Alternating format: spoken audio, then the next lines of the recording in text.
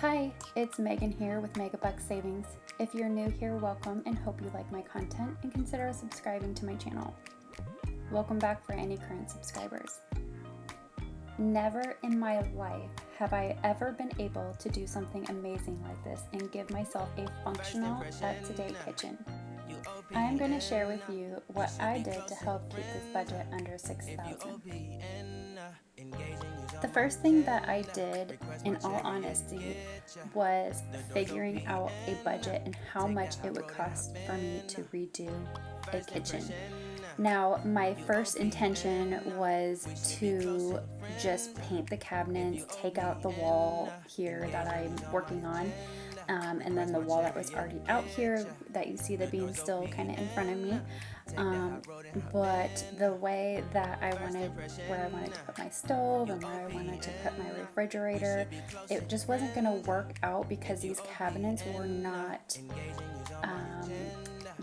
cookie cutter cabinets. They were actually custom for the kitchen, and so there were some cabinets that were bigger and some that were smaller. The top didn't match the bottom, and so when cutting, to put a refrigerator in somewhere or a stove somewhere, what was on top wasn't going to match what was on bottom, so I was really disappointed. But I will share with you later what I did with a couple of my sections of my cabinet so I could save a little bit of money for my island. But at any rate, that was the first thing that I was really disappointed in, for the fact that I really wanted to just save money by just, sanding down the cabinets and repainting them and then just cutting, sections off or whatever to fit the refrigerator and stove in where I wanted it. So the second thing I did for, figuring out my budget here was I went online to various different hardware stores like Home Depot, Lowe's, and Menards, and then I believe Ace Hardware I also did as well. And I just kind of shopped around to see what the stores had available for cabinets, for countertops, what the prices were, and I wrote down a list of what Home Depot had, what Lowe's had, what Menards had, and then what Ace Hardware had.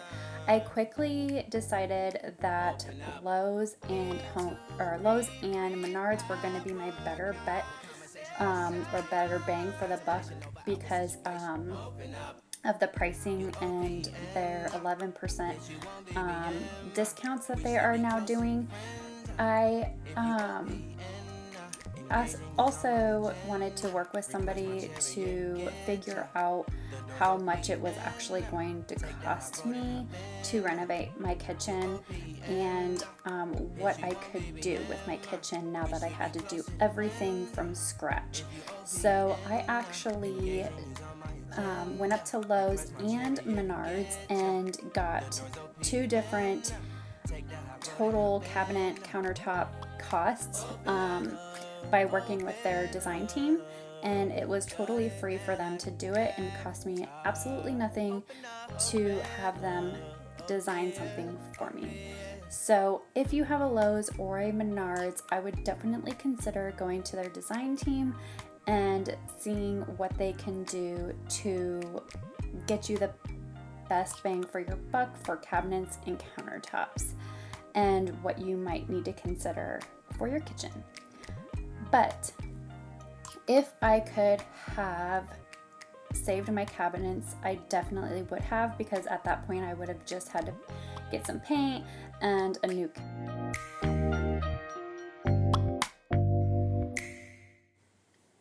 So working with the design team and working with my list, I then kind of compared where I wanted to go as far as purchasing cabinets and countertops. And I also, even though their design team obviously wants to get you the best cabinets, the best countertop, and all of that, you do not have to buy out the markups. And if you're really on a budget and you're working with a team that really does care about your budget, you will figure out ways to cut costs on your cabinets and countertops.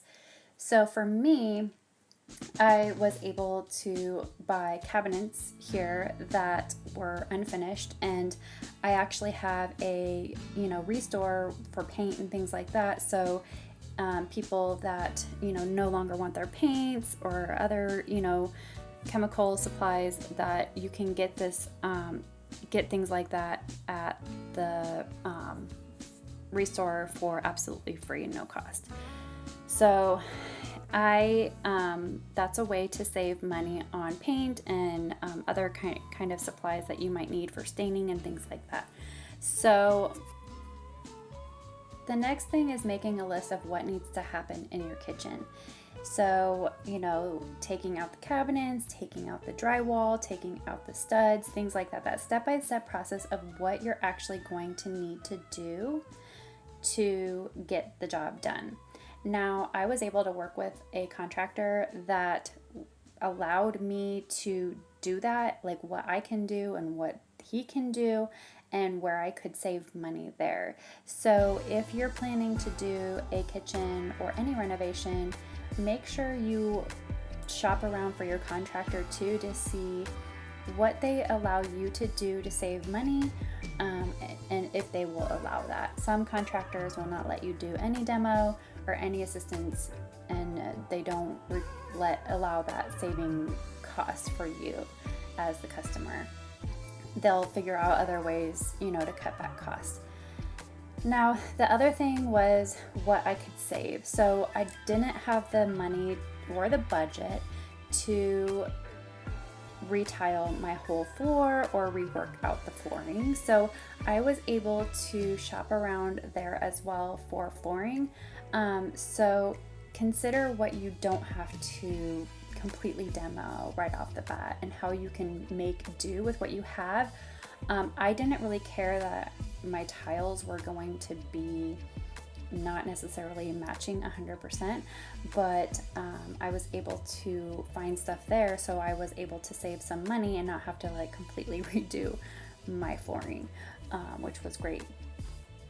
So for me, now that I was able to kind of shop around on what the cabinets were going to cost me, what the countertops were going to cost me, and also shopping around with a contractor and seeing what the contractor could do, what those contractors cost as far as the reno goes, and what I could do on my part as well, and figuring all of that out. It was time to get those estimates from the contractors and how much they were going to charge me, and adding that to my budget for my kitchen cost. Now, 10 to 15 years ago, I've always dreamed of having a new kitchen. Of course, refreshing a kitchen and just freshening up and making do with what you have is great. That's what I did when I had my first home. I was able to paint the cabinets and work with what I had, and loved what I had, and was thankful for that, and thankful that I was able to do what I could.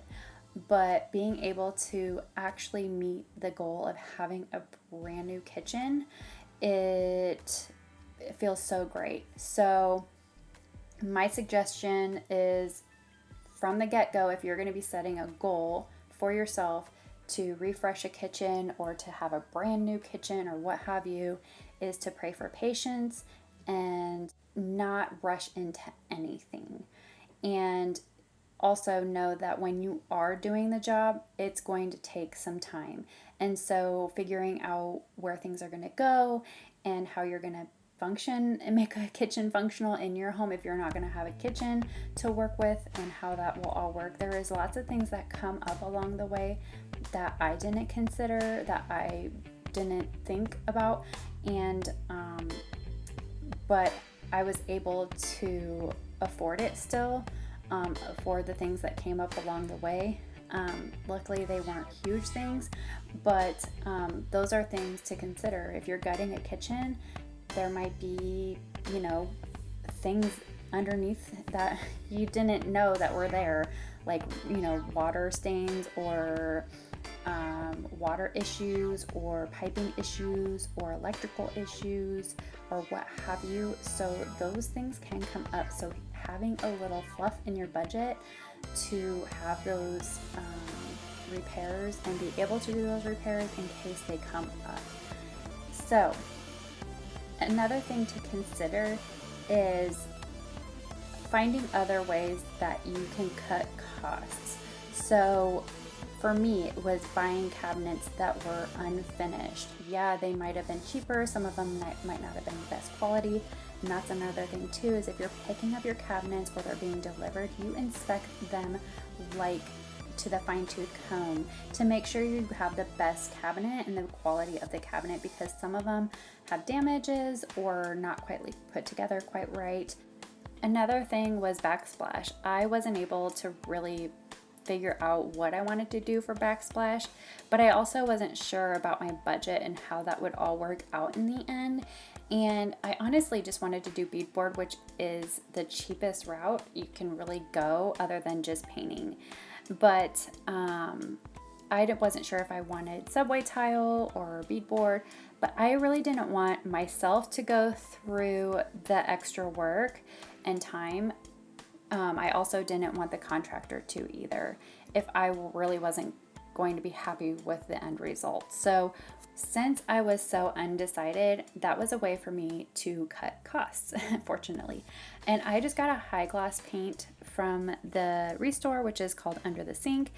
And I got the paint for free. I mixed the paint together and got this color, and it really wasn't a planned color or anything like that, but that is a great way to just find a way to cut costs. And just, you know, even if you're fully like gung-ho about a certain backsplash, you know, you maybe have the funding to pay for that as well, but